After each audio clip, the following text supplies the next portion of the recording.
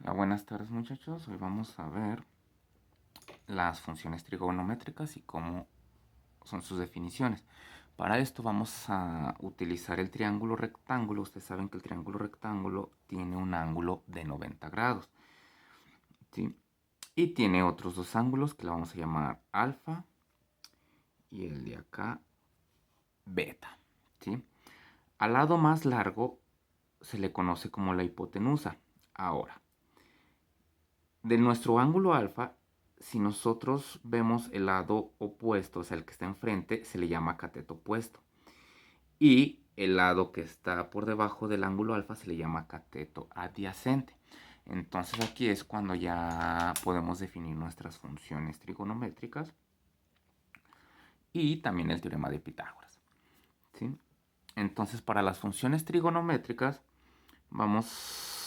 son conocidas como la función seno del ángulo alfa y se define con la razón de el cateto opuesto entre la hipotenusa. La siguiente función es el coseno de alfa, es el cateto adyacente entre la hipotenusa. Y la tangente de alfa es igual al cateto opuesto entre la hipotenusa, ¿sí?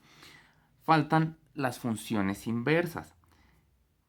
La función inversa en este caso es la cotangente de alfa es igual a la hipotenusa entre el cateto opuesto. Si se fijan ahora va primero la hipotenusa y se divide entre el cateto opuesto. La inversa del coseno se llama secante, la secante de alfa, que es igual a la hipotenusa entre el cateto adyacente. Y la inversa del seno es la cosecante.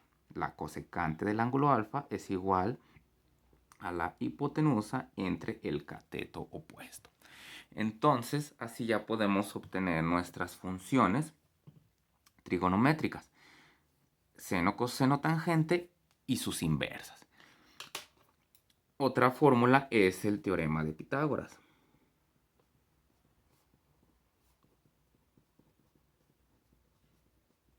que me dice que la hipotenusa al cuadrado es igual al cateto opuesto al cuadrado más el cateto adyacente al cuadrado, ¿sí? Y ya de aquí nosotros podemos encontrar cada uno de los lados si conocemos dos lados del triángulo, ¿sí?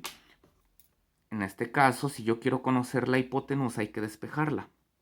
La hipotenusa es igual, como está al cuadrado, pasa al otro lado de la ecuación con una raíz.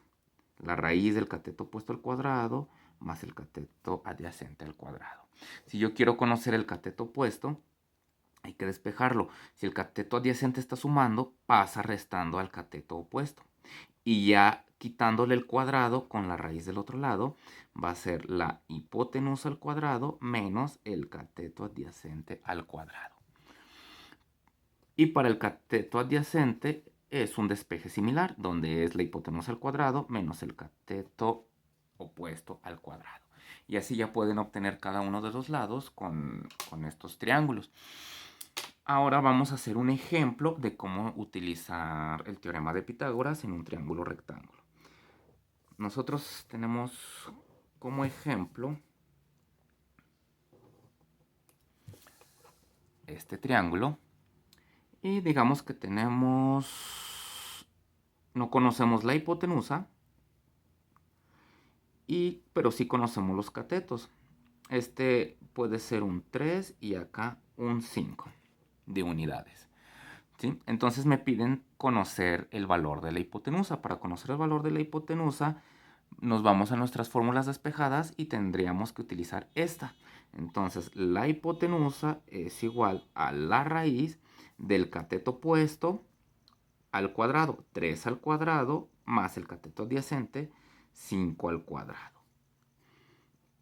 Haciendo los cálculos, 3 al cuadrado me da 9 y 5 al cuadrado me da 25. Y 25 más 9 me da 34. Entonces la hipotenusa vale la raíz de 34. Y ese valor es 5.83 redondeado. Y así podemos obtener valores del triángulo rectángulo conociendo otros dos. Otro ejemplo es el siguiente triángulo.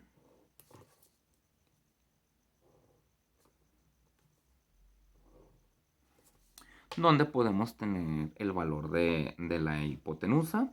Vamos a decir que tiene un 6 y uno de sus catetos un 4. Vamos a decir que este es uno de nuestros ángulos.